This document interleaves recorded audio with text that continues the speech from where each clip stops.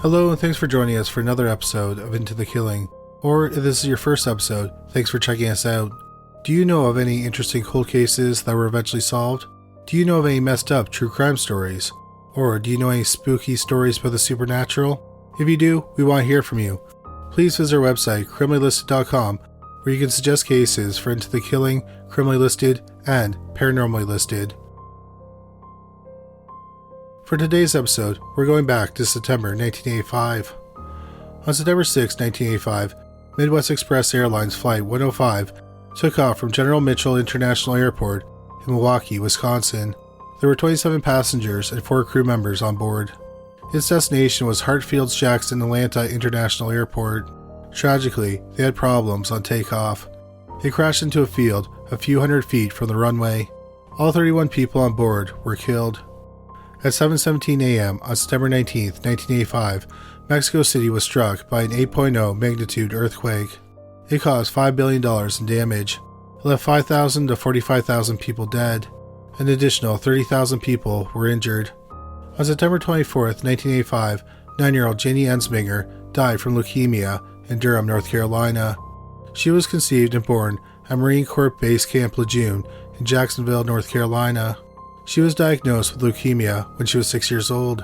12 years after his daughter's death, Janie's father, Jerry Ensminger, learned that for nearly 30 years, the drinking water at Camp Lejeune had been contaminated with toxic chemicals. For the next 10 years, he advocated for the government to help people who were made sick by the drinking water at Camp Lejeune. In May 2011, H.R. 1742, known as the Janie Ensminger Act, was introduced. It was signed into law in 2012 by President Barack Obama. It provides benefits for veterans and their families who were made sick by the drinking water at Camp Lejeune. On May 21, 1985, the number one song was Money for Nothing by Dire Straits. The music video was a huge hit on MTV. It was one of the first music videos to use 3D computer animation. The song would go on to win Best Rock Performance by a Duo or Group with Vocals at the Grammys, and the video won Video of the Year and Best Group Video at the MTV Music Video Awards.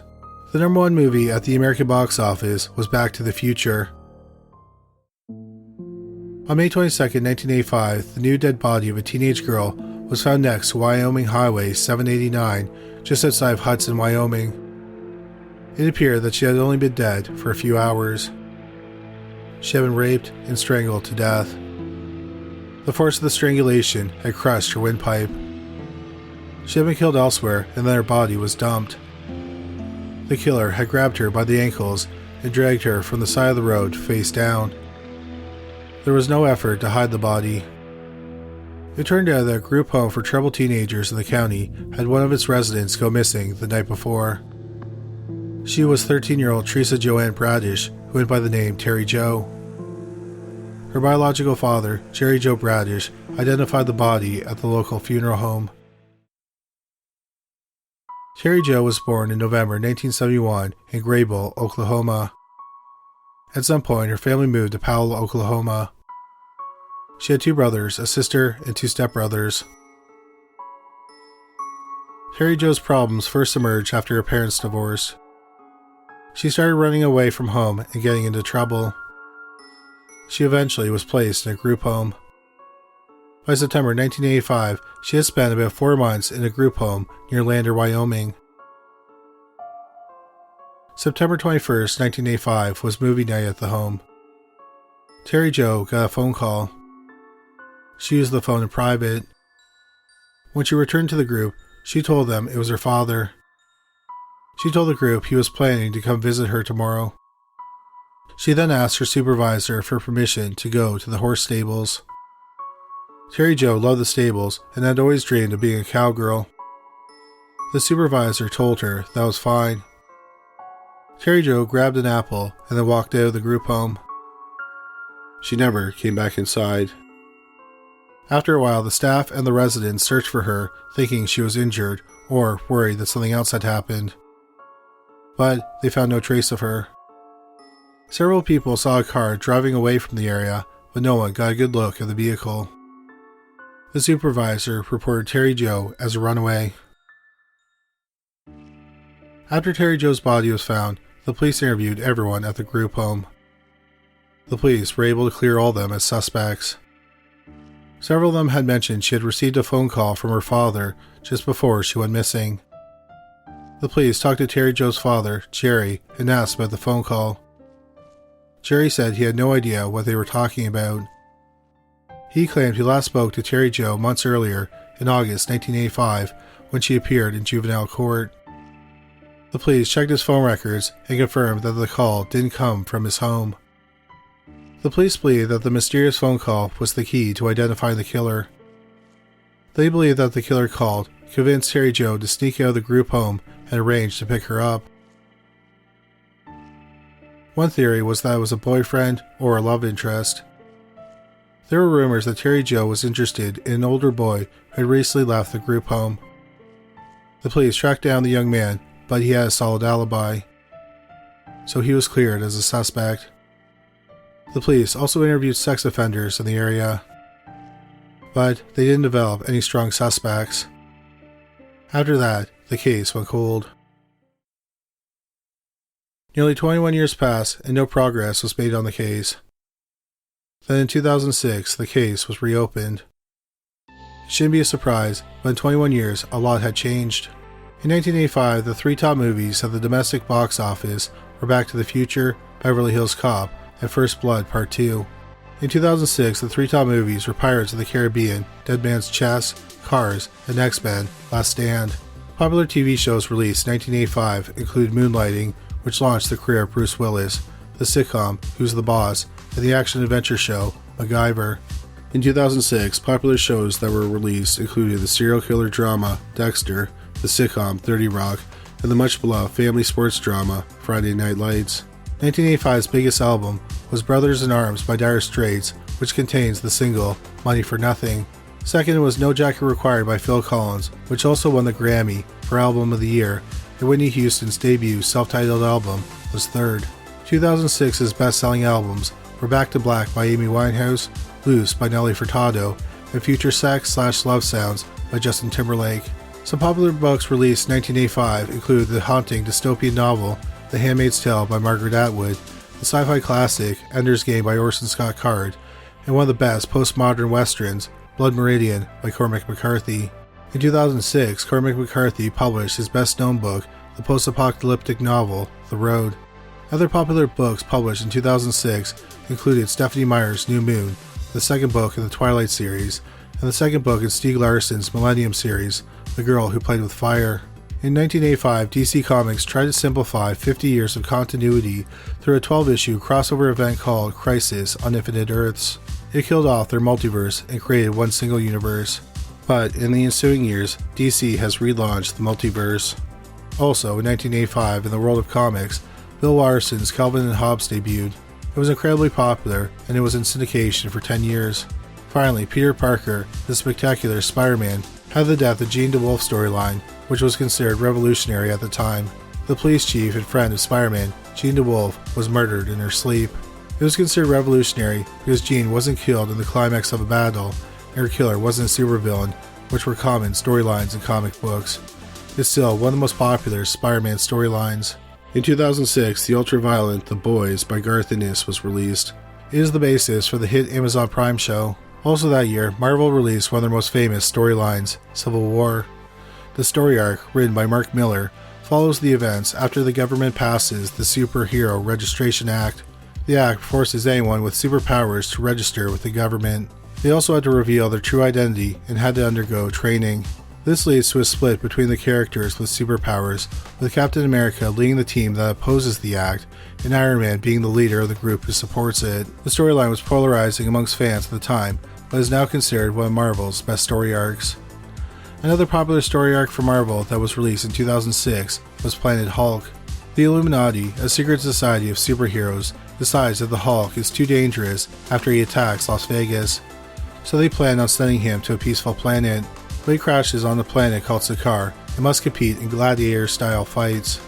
In 1985, the most popular names were Jessica, Ashley, and Jennifer for girls, and Michael, Christopher, and Matthew for boys.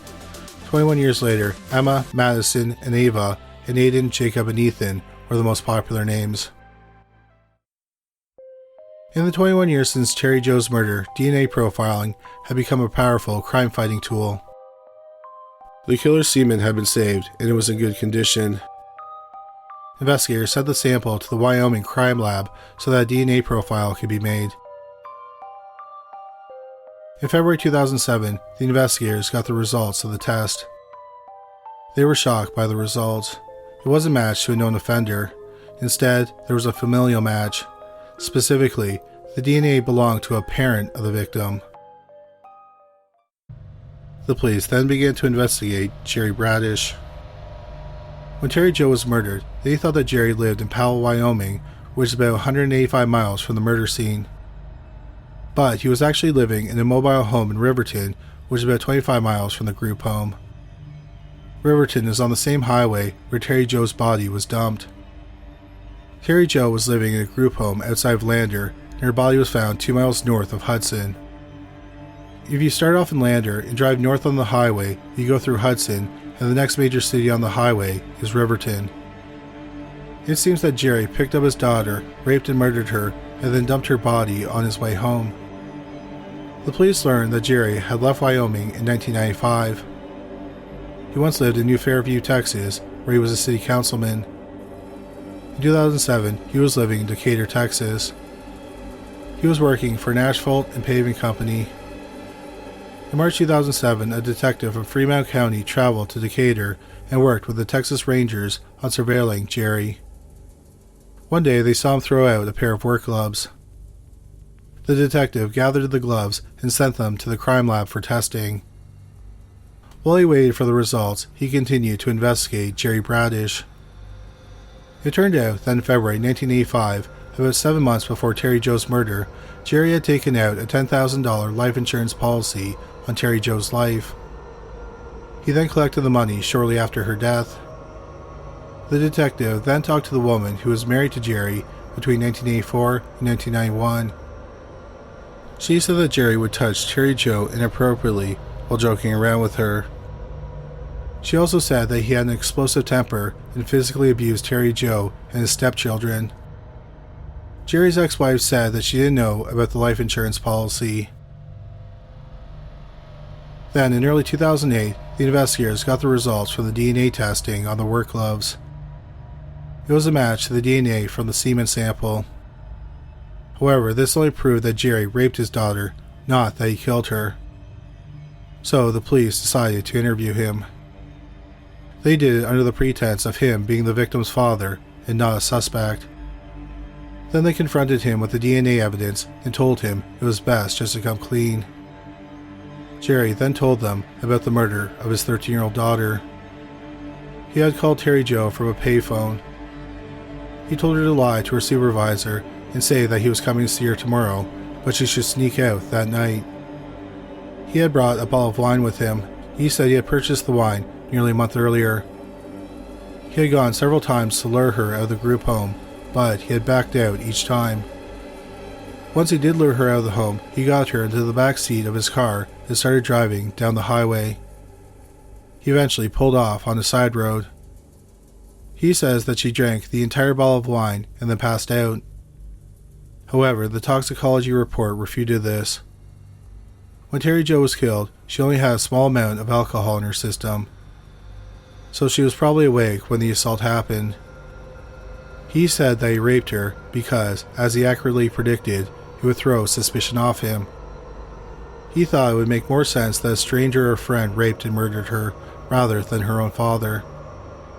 Most people, not even homicide detectives, would suspect that a father would kidnap, rape, and murder his own daughter. He then dumped the body. He placed the body where it would be found because he wanted to get the life insurance money quickly. That's why he dumped the body near the road instead of hiding it. On January 8, 2008, 60-year-old Teri Jo Bradish was arrested and charged with first-degree murder, sexual assault, and incest. He was looking at the death penalty. Instead, in March 2008, 23 years after Teri Jo's rape and murder, Jerry agreed to plead guilty to first-degree murder and second-degree sexual assault. He was sentenced to life, plus an additional 18 to 20 years for the sexual assault. It's unclear what Teri Jo Bradish's current status is. There is no record of him in the Wyoming Department of Corrections database. If he's alive, he would be about 77 years old. Thank you so much for listening to today's episode. As we mentioned in the opening, if you have a case you want to suggest, please visit our website, criminallylisted.com. Well, that's all for today. Thank you again for listening.